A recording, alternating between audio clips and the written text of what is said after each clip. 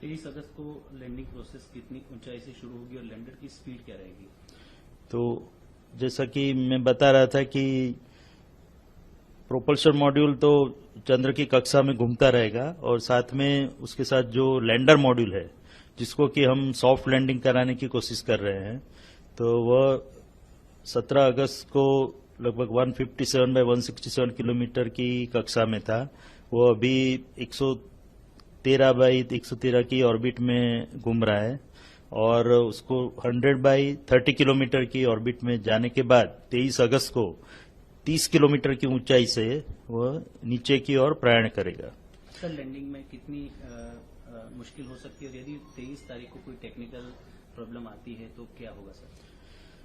तो 30 किलोमीटर की एल्टीट्यूड या हाइट से लैंडर नीचे की ओर चंद्र की सतह पर जाने का प्रयास करेगा 23 अगस्त को, और उसके 2 घंटे पहले हम पूरे जो कमांड है वो यहां से जो हमारा बाइलालू अर्थ स्टेशन है वहां से अपलोड कर देंगे लैंडर मॉड्यूल के अंदर।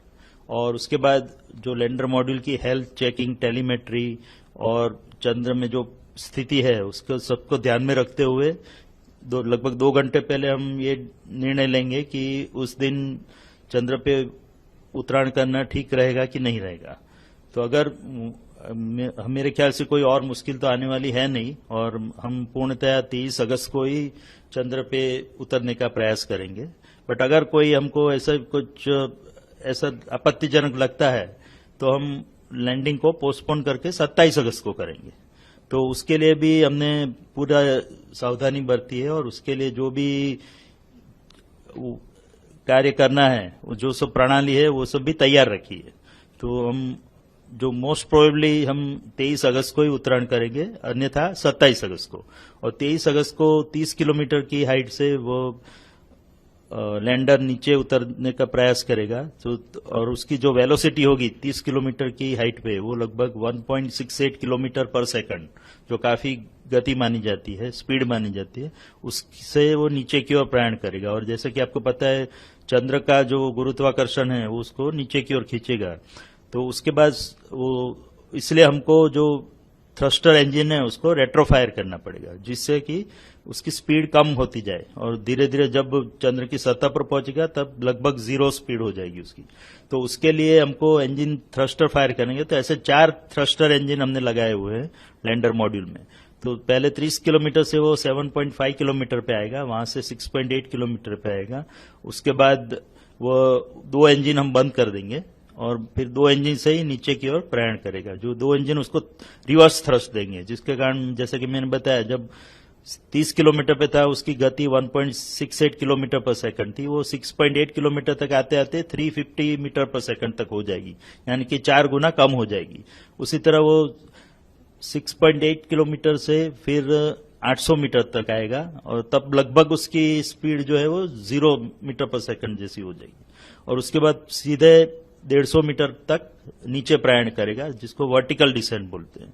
और उसके बाद अन्य जो हमने सेंसर और कैमरा लगाया है उसके इनपुट लेके और उसमें जो रेफरेंस डेटा स्टोर किया गया है, रेफरेंस इमेजेस, उससे उसको कंपेयर करके वो डिसाइड करेगा, वो निश्चित करेगा कि वो जो जगह पे लैंडर खड़ा है वहां पे घूम रहा है, वह उसके सीधा नीचे उतरने से वो सही जगह पे लैंडिंग कर पाएगा। अगर उसको लगता है कि ये जगह अनुकूल नहीं है तो थोड़ा XY डायरेक्शन में प्रयाण करेगा, थोड़ा दाईं ओर या बाईं ओर मुड़ेगा और लगभग 60 मीटर तक जाएगा और उसके बाद सीधा नीचे प्रयाण करेगा।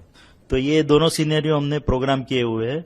और अगर उसको लगता है कि वो बिल्कुल ही अलग जगह पे पहुंच गया, जिसकी संभावना काफी कम है, बट तो भी हमने उसके लिए जो बोलते हैं कि साल्वेज मोड, एक इमरजेंसी मोड भी रखा हुआ है, जो उसको ऑटोमेटिक लैंडिंग की ओर ले जाएगा, जिसमें वो खुद ही निर्णय करेगा कि कौन सी जगह श्रेष्ठ है उतरने के लिए।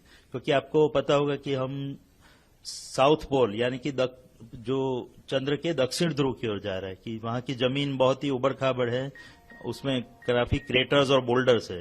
तो जमीन उतनी सपाट जमीन नहीं है जो कि विषुवत वृत्त पे पाई जाती है। तो बाकी जो भी लैंडिंग हुए हैं दूसरे देशों द्वारा, अमेरिका या चीन या रशिया द्वारा, वो सब लैंडिंग विषुवत वृत्त पे हुए चंद्र के, जहाँ की जमीन काफी सीधी और सपाट जमीन है, तो उसमें उतरना रिलेटिवली बहुत ही इजी रहता है। बट इसको छोड़ के हमने साउथ पोल की ओर प्रयाण किया है 70 डिग्री लैटिट्यूड पे, और जो जहाँ की जमीन काफी उबड़ खाबड़ है, हेजार्डस है जिसको कहा जाए, तो उस जमीन में से हमको एक सपाट एरिया फाइंड आउट करना है, जो एरिया जिसमें उतनी उबड़ खाबड़ जमीन न हो, तो वो फाइंड करने के लिए हमने 4 बाई 2.4 किलोमीटर का एक एरिया आइडेंटिफाई किया है, लैंडिंग साइट जिसको बोलते हैं, और उसमें उसको अलग अलग 24 मीटर के भागों में डिवाइड कर दिया गया है। तो और उसमें से एक जगह पे हम उत्तरायण करेंगे, यहाँ पे नीचे प्रक्षेपण करेंगे, और जैसे कि मैंने बताया वो जगह अगर ठीक नहीं है तो थोड़ी उसमें से ही लगभग 3900 ऐसी सब इमेजेस हमने स्टोर करके रखी है। उसमें से जैसा कि मैंने बताया 800 मीटर से सीधा नीचे वहीं पे उतर जाएगा, और खासकर वही आइडियल साइट है हमारे लिए। बट कुछ अगर थोड़ा बहुत जरूरत पड़ी तो थोड़ी साइड में खिसक के दूसरी एक साइड पे जाएगा, जो भी रिलेटिवली सेफ साइड रहेगी। और जैसा कि मैंने बताया, अगर 23 अगस्त को हम उत्तरायण का प्रयास नहीं करते और 27 अगस्त को करते हैं, तो वो लगभग जो मेन साइट है उससे 400 से 450 किलोमीटर दूर रहेगी, यानी कि अहमदाबाद के बदले हम बंबई में उत्तरायण करेंगे, उस प्रकार का सीनरी होगा। बट वो साइट भी उतनी सही नहीं है जो पहली साइट है, बट फिर भी उसमें भी हम सफलतापूर्वक नीचे लैंडिंग करने में सफल हो जाएंगे, ऐसी हमारी पूरा कॉन्फिडेंस है।